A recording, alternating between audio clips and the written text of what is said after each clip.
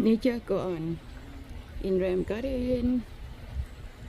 Beautiful ginkgo. Looking for a bug at my chicken coop.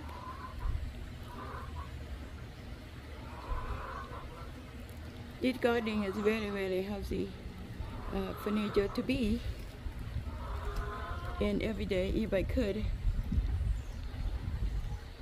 I will come out and try to record what's happening here. Today I got lucky. I found the ginkgo, the green one, looking for a bug, and try to find some insect. That's the way I've been trying to share with many people.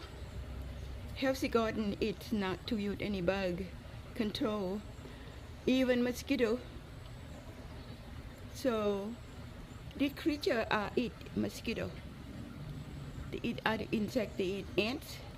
Of course, they'll eat butterfly and they'll eat, other larvae. But that's the way the nature balance itself out. So we can't really say nature is up to us. No, we are part of nature. We with the nature. I needed to say, nature needs to be taken care of just like us.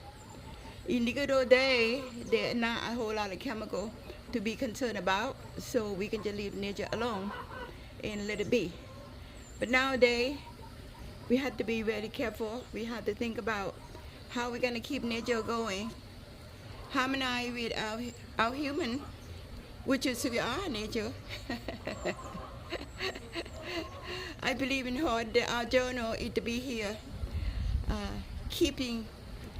If I'm not going if I'm not saying so far, keep the earth safe. Because it's not about being saying, it's about the little thing that each one of us participate in day after day.